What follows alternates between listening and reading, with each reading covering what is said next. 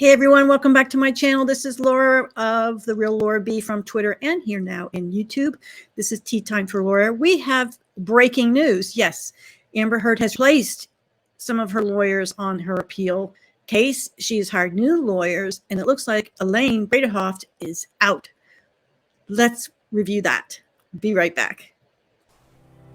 Hi, I'm Laura, also known as The Real Laura B from Twitter. I'm a researcher, truth seeker, and a new wave internet journalist. I'm not a lawyer, nor offering any legal advice. Join me on a journey to draw the curtain back to expose key news developments in the world of celebrity lawsuits and current events. Let's get started. Welcome, welcome, welcome. Hello, everybody. Yes, squeezing in some time for video time. I wanted to finish the insurance series. I will be doing this. This sort of impacts it, so I thought I'd jump on this first since it's new. I first saw it breaking by Anjanette Levy on Twitter. So let's get right into it. So yeah, Anjanette broke the news that I saw on Twitter. Elaine Bredehoft is stepping down from representing Amber during the appeal against Johnny Depp. Ben Rottenborn will continue to rep AH. Now coming on the team, David L. Axelrod and J. Ward Brown of Ballard Spar. Very interesting, very interesting. More statements from the press, from her team.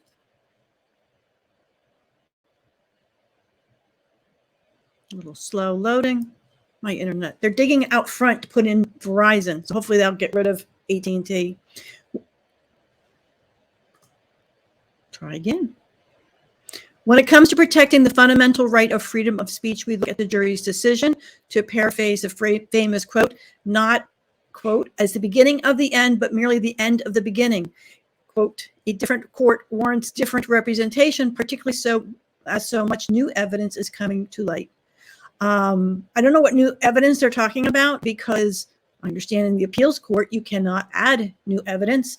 If they're talking about the unsealed documents, well, that's not new evidence to her counsel. They were part of that from the very beginning, and some of those documents are quite old.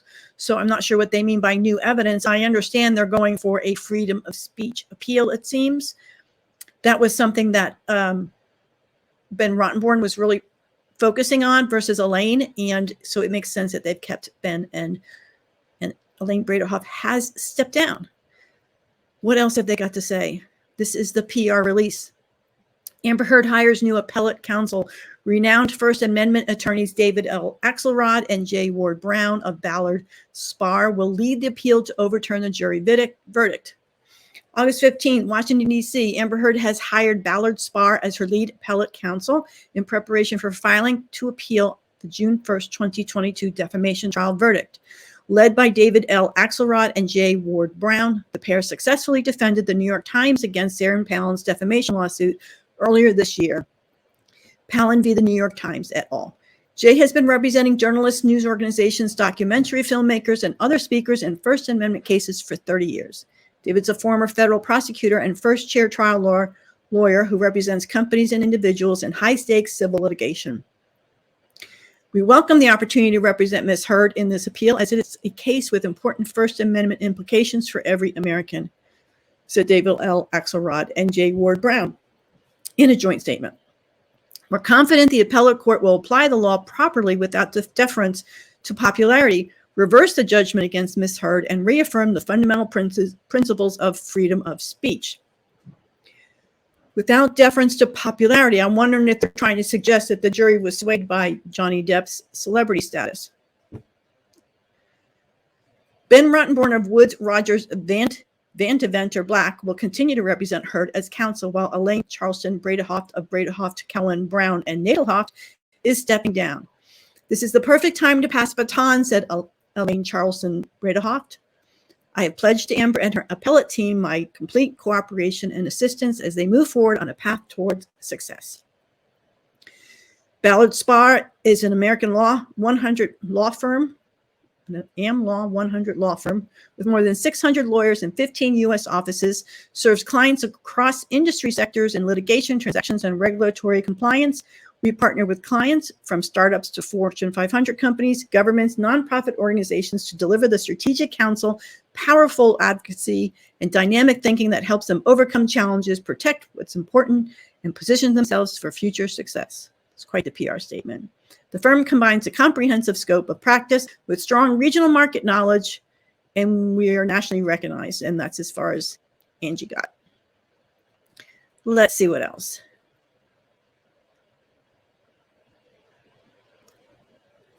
She also pulled up their bios.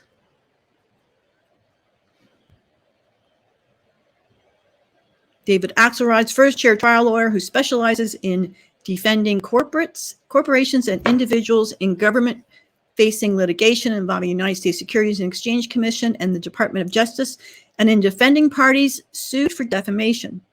David has tried more than 20 federal court cases in judgment and has secured favorable jury bench verdicts in high-profile trials under intense media and public scrutiny, and has extensive experience arguing on appeal. David has successfully designed and executed courtroom strategy in a wide range of cases, both civil and criminal.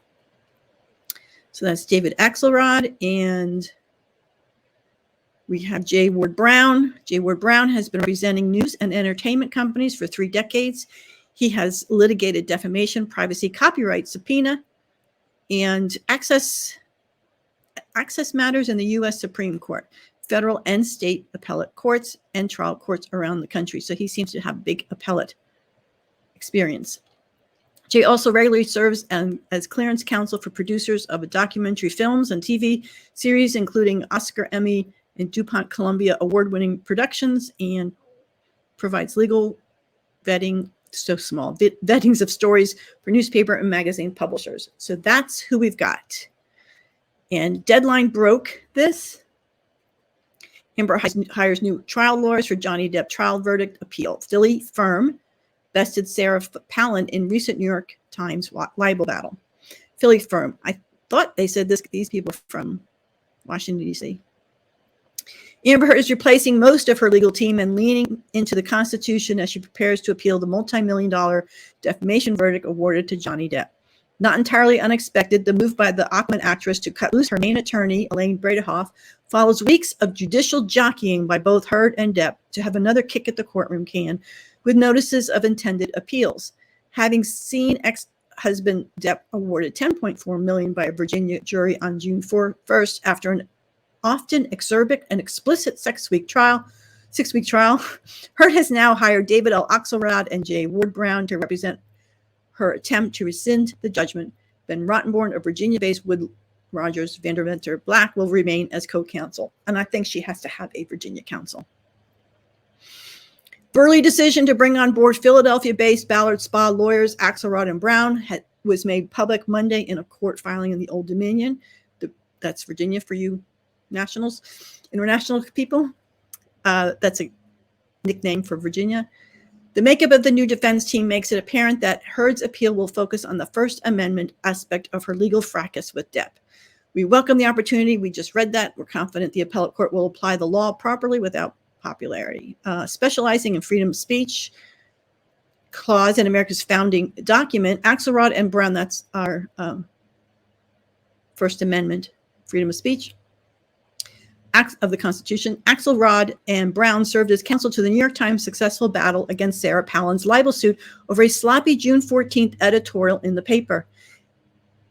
In the quickly corrected article, the New York Times initially drew a line between the ex-GOP VP candidate's political action committee and a 2011 mass shooting that tragically saw 6 people killed, and then Representative Gabby Giffords severely wounded. Likely to be appealed, Palin's legal action was unanimously rejected by an Empire State jury, and that's an Empire State would be New York, and the judge overseeing the matter on February 15th. So we're going to want a recap of how he got the suing. While Heard never mentioned Depp by name in the piece in the Jeff Bezos-owned broadsheet, Washington Post, the litigious past Oscar nominee insisted the op-ed devastated his already tainted career, and I will add a jury of 7 unanimously agreed to that. Moving forward to what's interesting, because this is all fleshed out. We know this is Deadline. Amber Heard had failing to get the matter tossed or moved to another jurisdiction. Heard countersued Depp for $100 million. That countersuit came before the court, and the jury awarded her on one count, $2 million with no punitive damages, only compensatory. With the exception of Rottenborn's May 27 closing argument, the palpable First Amendment grounds was peculiarly almost ignored in the trial. Instead, even with Heard on the stand a number of times, Bredehoft allowed the defense to get snared into a he said, she said with Depp's wily brown redneck lawyers. Faced with an onslaught of social media derision, it was clearly a losing proposition for Heard, who said she was heartbroken when the verdict came down. Preparing to go appeal mere hours after the verdict was announced earlier this summer, Heard officially gave notice to the court on June 21st, as was the case during the media-saturated trial. Travelers Commercial Insurance are footing the bill for Heard's legal team via the actress' homeowner's insurance policy. That's what it says. We're all reading it here. In this game of legal chess, Depp filed his own appeal notice on July 22nd, still expected to put up the $8.3 million bond required under Virginia law for her to conduct the challenge of the verdict. Heard's lawyers have a September 4th deadline to file their appeal. And still expected to put up, it is not required. This is only to suspension bond. This isn't an appeal bond. They're getting this wrong. And last I heard that Andrea Burkhart had tweeted that she had followed up at the courts, and neither side had put up a suspension bond. Which means this case could be back in front of judges and a new jury when Warner Brothers sequel, Aquaman and the Lost Kingdom, featuring Heard, dives into theaters in March of 2023. These are long cases. They take 1 to 2 years. Whether or not Sarah Palin actually appeals her libel loss against the Times, we will at least know Tuesday if the former Alaska governor has won the special election to fill the last months of vacated congressional seat in her home state. At the same time, Palin is also on the ballot for a full 2-year House term starting next January. So let's see, maybe you're curious, what was with the issue with the New York Times? An ex-New York Times opinion editor being sued along with his former employer by former Alaskan Governor Sarah Palin fell on his sword today, insisting the error at the heart of the case was all on him. This is my fault, James Bennett told a Manhattan federal court jury. I mean, I wrote those sentences, and I'm not looking to shift the blame to anybody else. So I just, for the record, I want to say that. Bennett's mea culpa came on the 4th day of the libel trial. He said he didn't mean to suggest the provocative political literature circulated by Palin's Political Action Committee had incited a 2011 mass shooting when he edited an editorial to describe a clear and direct link between the two. The Times promptly corrected the editorial, but Palin's lawyers, Palin's lawyers argue the newspaper didn't act quickly enough. The editorial headlined America's Lethal Politics ran on June 14, 2017 in the wake of a mass shooting at congressional baseball practice in Alexandria, Virginia. James Hodgkinson seriously wounded Representative Steve Scalise and others in the sniper-style attack. The Times editorial said that the Hodgkinson was a devout Bernie Sanders supporter and argued that heated political rhetoric on both sides of the aisle provoked real-world gun violence. Was this attack evidence of how vicious American politics has become? Probably, reads the piece. To bolster the contention, Bennett pointed to a 2011 mass shooting at a Tucson, Arizona shopping mall event held by former Representative Gabby Giffords. Jared Lee Loughner killed 6 people, including a 9-year-old girl, and gravely wounded the congressman. So that's what happened. So they write the article. This is Get Updates. Here we go. Writing of a sickening family pattern, Bennett wrote that the link to the political incitement was clear in the Giffords shooting. He connected it with a poster distributed by Palin's PAC, which he incorrectly wrote featured stylized rifle scope type crosshairs over 20 Democrats, including Giffords. The graphics featured crosshairs over Democrats' districts, not the officials themselves.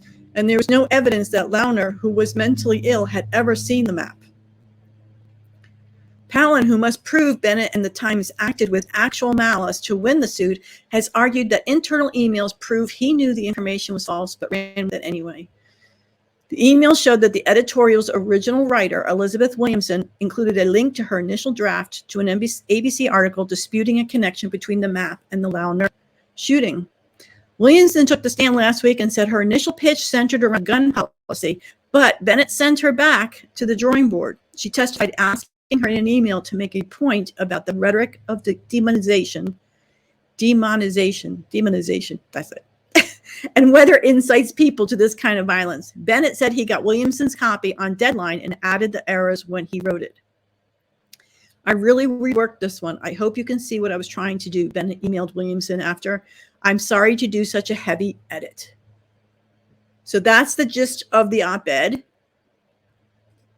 And this is how it played out further. Sarah Palin struggles to show professional damage from New York Times op-ed in defamation trial. So he's already admitted he misinformed in the op-ed that he was wrong. He's fallen on the sword to say, mea culpa, I was wrong, but we corrected it. During her defamation trial against the New York Times on Thursday, former Alaska Governor Sarah Palin claimed on the witness stand that an op-ed that incorrectly linked her to a 2011 mass shooting was devastating to her, but she had a hard time pinpointing how the claims had actually damaged her reputation. Key facts. Palin sued the New York Times for defamation after the paper incorrectly claimed in an op-ed her political action committee had incited the 2011 mass shooting in which former Representative Gabby Giffords was wounded, alleging that publication intentionally meant to publish false information about her and that it harmed her reputation. Palin said she thought things generally changed after the publication of the op-ed, which was corrected, and that a lot of people did think lesser of her, alleging that there was a sense of reputation having been changed, and she lost sleep and felt powerless. Under questioning from the Times attorney, David Axelrod, on Thursday, however, Palin acknowledged she could not name anyone who had shied away from her as a result of the op-ed, or any political candidate who no longer wanted to receive her advice. Axelrod pointed out Palin continued to make public appearances after the Times piece, contradicting the suggestion her professional reputation was harmed, including repeated appearances on Fox News and a stint on The Masked Singer that she called the best 90 seconds of my life. Palin also testified that she did not hire a public relations firm or any advisors to help repair her reputation after the article was published, but instead only sought out holistic stress remedies and prayed about it with her women's prayer circle. She acknowledged she had not asked the Times to correct or retract its article, which eventually did, though Palin believed their correction was insufficient, saying she didn't think I was going to get a friendly response if she had. That doesn't look good for Palin. She didn't even ask him to correct it. Somebody else didn't ask WAPO to correct their headline. And the ruling on February 14th, a U.S. judge said on Monday he will throw out Sarah Palin's defamation lawsuit against the New York Times after concluding that an editorial in the newspaper did not maliciously link the former governor, 2008 Republican U.S. vice presidential candidate to a mass murder. In an abrupt twist in the trial, seen as a test of the longstanding protection for American media, U.S. District Judge Jed Rakoff in Manhattan said Palin's lawsuit must be dismissed because she failed to show the Times acted with actual malice, the standard in lawsuits involving public figures. The judge ruled in the trial's 8th day while jurors were still deliberating and did not inform them of this plan. Rakoff says he plans to enter a formal dismissal only after jurors who began deliberations on Friday reach their verdict. Rakoff said he expected Palin to appeal and that the appeals court would greatly benefit from knowing how the jury would decide it. His actions effectively take the case out of the hands of the jurors. If you see anything in the media about this case, just turn away, Rakoff told them, before dismissing them for the day. Speaking to reporters outside the courthouse, Palin 58 criticized Rakoff while declining to discuss the outcome because deliberations were continuing. So the juries were sent home and told not to watch any news. This is a jury trial, and we always thank jurors. We always appreciate the system, she said. So whatever happened in there kind of usurps the system that I believe we are used to and respect and works. In an email, Times spokesperson Danielle Rhodes Ha called Rakoff's action a reaffirmation of the fundamental tenet of American law. Public figures should not be permitted to use libel suits to punish or intimidate news organizations that make, acknowledge, and swiftly correct unintentional errors. Challenged the Supreme Court precedent. Palin sued the Times and its former editorial page editor James Bennett over a June 14th editorial that incorrectly linked her to the January 2011 mass shooting that wounded Democratic U.S. Congressperson woman Gabby Giffords. She said that if she lost at trial, her appeal might challenge New York Times versus Sullivan, the 1964 U.S. Supreme Court decision establishing the actual malice standard for public figures to prove defamation. Goutman Hans, a Vanderbilt University law professor, said Rakoff's order, while unusual, was reasonable and would likely survive any appeal. It's very difficult for plaintiffs to prevail in defamation cases, Hans said. That's one reason why you see some antipathy toward the current state of the law, including from some Supreme Court justices. Two conservative Supreme Court justices, Clarence Thomas and Neil Gorsuch, have suggested revisiting the Sullivan decision. Interesting. Sarah Palin, 2008 Republican vice presidential campaign candidate and former Alaskan governor, arrives for her defamation lawsuit against New York. So these are they just continued the trial, the different articles. So there you have it. That is Amber Heard's new counsel for appeal. Now, we've talked about this before. What do you think they're going to appeal on? Well, they pretty much made it clear they're going for the freedom of speech. The First Amendment here in America is our most important amendment and the most protected. And anytime that goes to these appeal courts, the judges really sit up and take notice and pay attention.